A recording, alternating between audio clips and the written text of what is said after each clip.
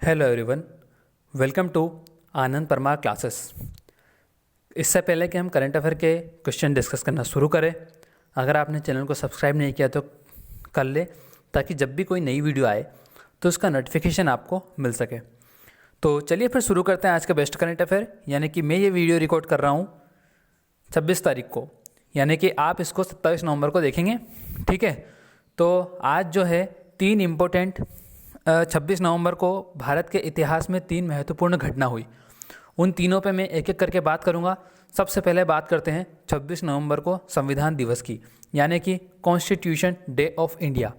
26 नवंबर को हम संविधान दिवस क्यों मनाते हैं? 26 नवंबर को हम संविधान दिवस मनाते हैं क्योंकि 26 नवंबर को हमारा संविधान अंगीकृत किया गया था या अपनाया गया था। ठीक है, हमारे संविधान को बनाने में 2 वर्ष 11 महीने 18 दिन का समय लगा था, तब जाके हमारा संविधान बना था।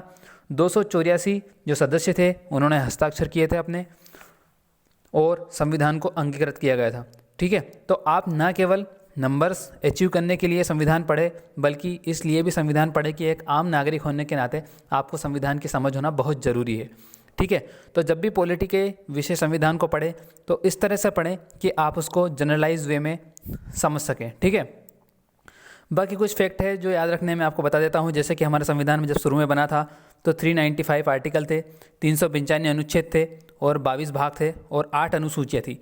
वर्तमान में जो अनुच्छेद है वो नंबर बढ़ के हो गए हैं 448 और भाग हो गए हैं 25 और अनुसूचियाँ हो गई है 12।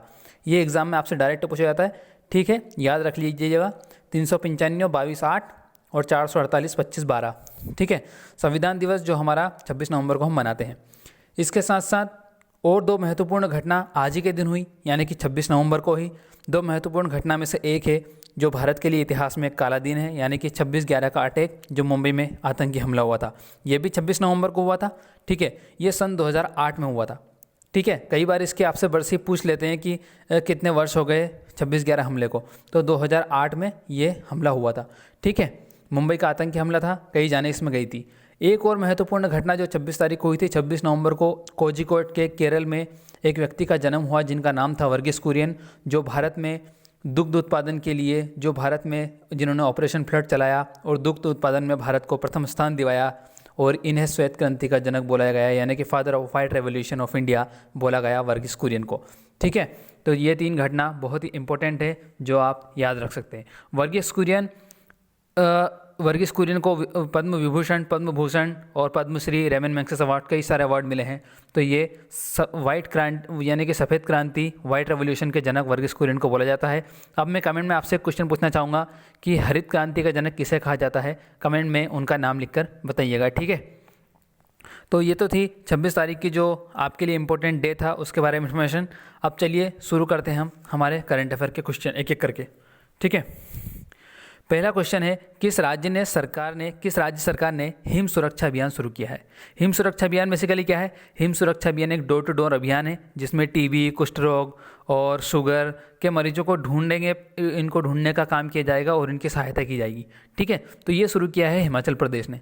हिमाचल प्रदेश ने शुरू किया है। हिमाचल प्रदेश की जो सीएम है, हिमाचल प्रदेश की जो सीएम है वो है जयराम ठाकुर।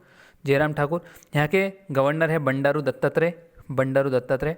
शिमला हिमाचल प्रदेश की राजधानी है और हिमाचल में कई सारे पर्यटन स्थल भी हैं। हिमाचल देखें तो पूरा ही पर्यटन है एक तरह से। हिमाचल प्रदेश में हिडिंबा देवी का मंदिर है। हिडिंबा देवी ये वही है जिनके पुत्र घटोत्कच थे, महाभारत में जो हिडिंबा का जिक्र होता है। ठीक है, तो इनके भाई हिडिंब को भीम ने मारा था। खैर, ये एक्स्ट्रा इन्फॉर्मेशन थी। ये हिमाचल प्रदेश के नेशनल पार्क की बात करें तो 2 नेशनल पार्क यहाँ पे बहुत इंपॉर्टेंट है। एक तो है खीरगंगा नेशनल पार्क और एक है पिनवेली नेशनल पार्क। ठीक है, तो ये आप याद रख सकते हैं, पहाड़ी राज्य है और पिनवेली नेशनल पार्क। पिनवेली को इस तरह से याद रख लीजिए, पिनवेली मतलब पहाड़ी और हिमाचल प्रदेश एक पहाड़ी राज्य है, और एक है खीरगंगा। ठीक है, अगला क्वेश्चन, प्रसिद्ध फुटबॉलर डिएगो माराडोना का निधन हो गया। यह किस देश के फुटबॉलर थे? डिएगो माराडोना, प्रसिद्ध, महान, लेजेंडरी, ग्रेट, जो इनके लिए शब्द कम है, इनके लिए आप मतलब ये एक तरह से यूँ मान लीजिए कि ये फुटबॉल के भगवान हैं। ठीक है, तो डिएगो माराडोना का निधन हो गया। ये अर्जेंटीना के थे डिएगो माराडोना। ये इनका एक जो 1986 में जो वर्ल्ड कप हुआ था, 1986 में जो फीफा विश्व कप हुआ था, ये इनकी टीम को इन्होंने जीत दिलाई थी। अर्जेंटीना को, उसके लिए ये याद किए जाते हैं क्योंकि उस टाइम पे ये अपनी टीम के कप्तान भी थे।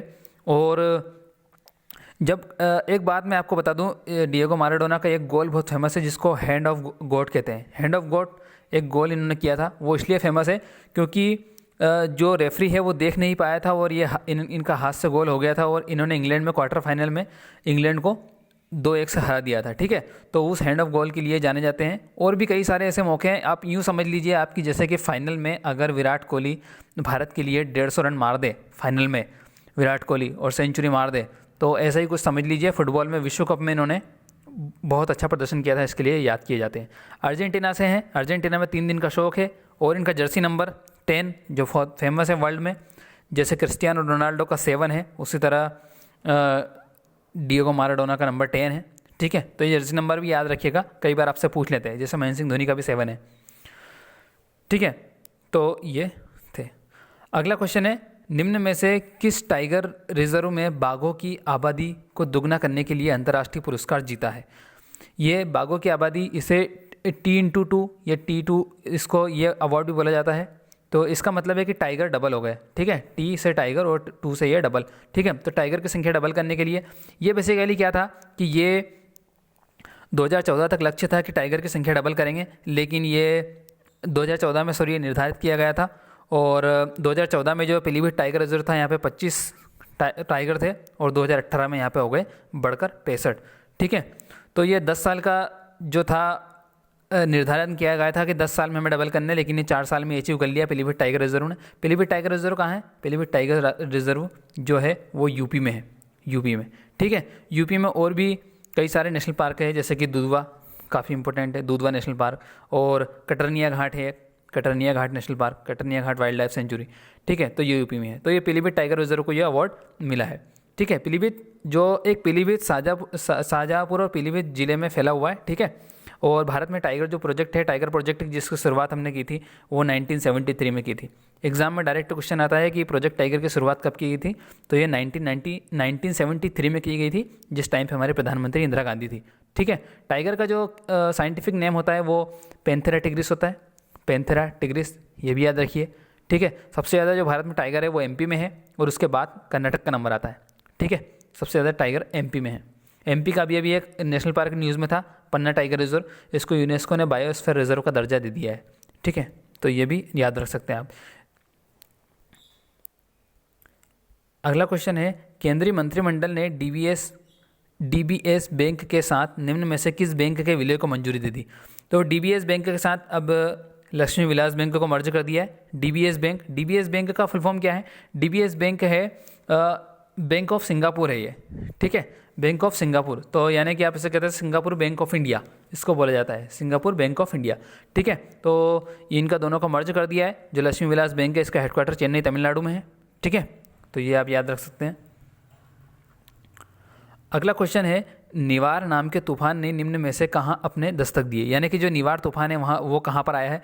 तो अभी आपने अब तक आई एम श्योर आप तक अपना न्यूज़ में सुन ही लिया होगा कि जो हमारे तमिलनाडु है, आंध्र प्रदेश, तेलंगाना, कर्नाटक, पुडुचेरी वाला एरिया है, इसको इसने अफेक्ट किया है। ठीक है, निवार तूफान ने नीचे के साइड हमें अफेक्ट किया है। बंगाल की खाड़ी से ये तूफान उठा है, बंगाल की खाड़ी में आया है। ठीक है, तो जो बुधवार रात को ये काफ़ी मतलब अपने पीक पे था और इसने काफ़ी तबाही भी मचाई, काफ़ी नुकसान हुआ, लेकिन फाइनली ये अब थम गया है। ठीक है, तो ये जो निवार तूफान आया था बंगाल की खाड़ी में आया था, तमिलनाडु वगैरह के तरफ। अगला क्वेश्चन है, चांद से सैंपल लेने के लिए चैंग 5 मिशन किस देश ने शुरू किया है?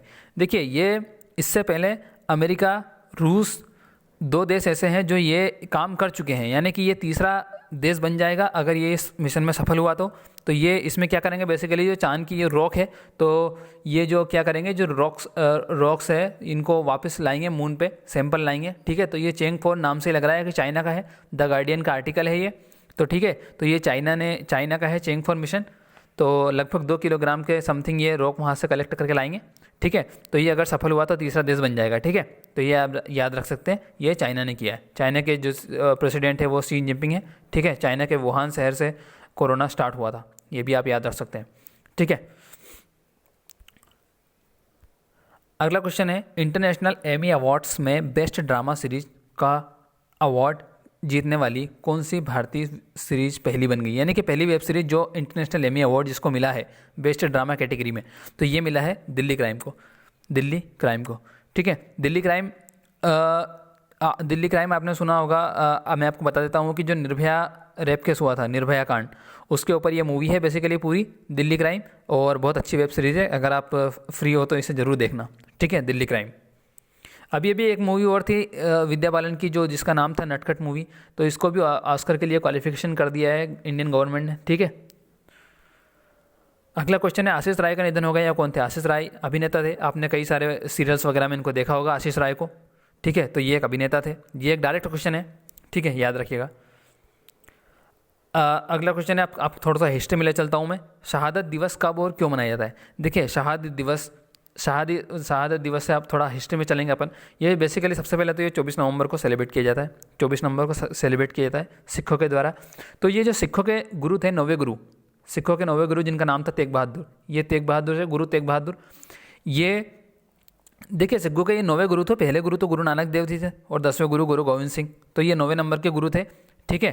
तो इनको जो है औरंगजेब के द्वारा इनकी हत्या कर दी गई थी, ठीक है, औरंगजेब के द्वारा इनकी हत्या कर दी गई थी। ये उस निर्णय के खिलाफ थे जो धर्म परिवर्तन किया जाता था ज़बरदस्ती लोगों का वहाँ पे, ठीक है।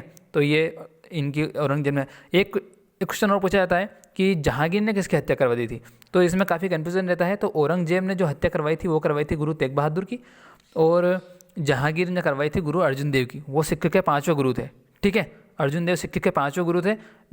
अर्जुन देव वही थे जिन्होंने स्वर्ण मंदिर बनवाया था, और जिनके पिता थे जो रामदास, सिखों के जो चौथे गुरु थे, उन्होंने अमृतसर नगर बसाया था, ठीक है। तो ये, और जो खालसा पंथ की स्थापना कई बार पूछी जाती है, खालसा पंथ की स्थापना की थी गुरु गोविंद सिंह ने, ठीक है। तो शहादत दिवस बेसिकली क्यों मनाया जाता है? क्योंकि इनको बलिदान को याद किया जाता है, तेग बहादुर के, सिखों के 9वें गुरु को, इसलिए शहादत दिवस मनाया जाता है, ठीक है। तो ये था आज का वीडियो अगर ठीक लगा हो तो लाइक ज़रूर करें, और शेयर और सब्सक्राइब करना ना भूलें, क्योंकि और कमेंट में आंसर मैंने आपसे पूछा है कि हरित क्रांति का जनक किसे कहा जाता है, तो इसका कमेंट में आंसर ज़रूर दीजिएगा, ठीक है। तो ठीक है, फिर आज की वीडियो में इतना ही।